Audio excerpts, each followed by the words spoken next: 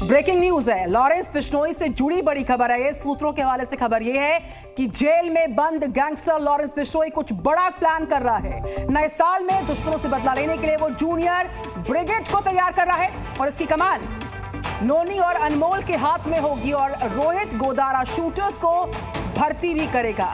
तो ये बड़ी जानकारी, बड़ी प्लानिंग की है। जूनियर ब्रिगेड लॉरेंस बनाएगा, ये सूत्रों के हवाले से ब्रेकिंग न्यूज है। और इसकी कमान जो है वो नोनी और अनमोल के हाथ में होगी और रोहित गोदारा शूटर्स की भर्ती का काम करेगा।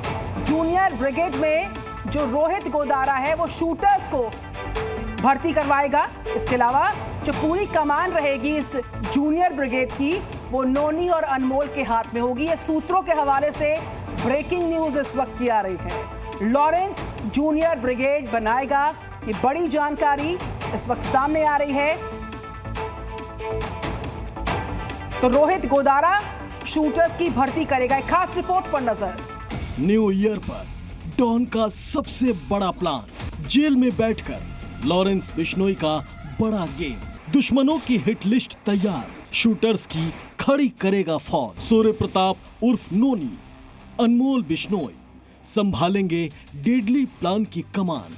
साबरमती जेल में बंद गैंगस्टर लॉरेंस बिश्नोई नए साल में कुछ बड़ा करने वाला है। इस बार उसका खूनी प्लान पहले से ज्यादा खतरनाक और दुश्मनों को बेचैन कर देने वाला है। वो कुछ ऐसा करने जा रहा है कि पुलिस भी अलर्ट मोड पर आ गई है। आखिर क्या है उसका ये न्यू ईयर प्लान, जिसने पुलिस की भी नींद उड़ा दी है? तो चलिए बताते हैं आपको इस डॉन के डेडली संकल्प की पूरी इनसाइड स्टोरी। जुर्म की दुनिया का बेताज बादशाह बन चुके लॉरेंस बिश्नोई अब अपने गैंग की जूनियर विंग की तैयारी में जुट गया है। अपने दुश्मनों को ठिकाने लगाने के लिए वो जूनियर ब्रिगेड तैयार कर रहा है, जिसकी कमान उसका भाई अनमोल बिश्नोई और गैंगस्टर सूर्य प्रताप उर्फ नोनी संभालेंगे। लॉरेंस गैंग की इस जूनियर ब्रिगेड में रिक्रूटमेंट का जिम्मा संभालेगा बिश्नोई का बेहद खास और कुख्यात गैंगस्टर रोहित गोदारा। सूत्रों के मुताबिक देश भर में इस गैंग में 1000 शूटर्स की भर्ती की जाएगी। उन्हें हत्या के लिए अत्याधुनिक हथियार दिए जाएंगे। दहशत फैलाने के लिए हैंड ग्रेनेड का बंदोबस्त किया जाएगा। वैसे तो लॉरेंस गैंग में मोस्ट वांटेड गैंगस्टर्स शामिल हैं, लेकिन अब जेल में बैठे लॉरेंस के इशारे पर उसकी जूनियर ब्रिगेड खून की होली खेलने के लिए तैयार हो रही है। इतना ही नहीं, 2025 के लिए लॉरेंस बिश्नोई ने अपने दुश्मनों की हिट लिस्ट तैयार की है। जानकारी मिल रही है कि उस लिस्ट में खालिस्तानी समर्थकों के अलावा डी कंपनी के मददगार और कुछ पंजाबी सिंगर्स का भी नाम है। लॉरेंस गैंग के लिए गैंगस्टर गोल्डी बरार को हजारों करोड़ों की वसूली का असाइनमेंट सौंपा गया है। जूनियर ब्रिगेड बनाना शुरू कर दिया है। उसकी मुख्य वजह यह है कि जो 18 साल से छोटे बच्चे हैं, यानी कि 16 और 18 साल के बीच के जो यूथ हैं, उनको अपनी फौज में शामिल करना चाह रहा है और उनको अपने डायरेक्शंस पर कोई भी काम कराने के लिए वो तैयार करने की कोशिश कर रहे हैं। वैसे तो लॉरेंस गैंग के गुर्गे देश ही नहीं विदेशों में भी अपराध को अंजाम दे रहे हैं। अब उसके किलर टीम में राणा ब्रदर्स की जोड़ी आई है। नाम है सूर्य प्रताप राणा उर्फ नोनी।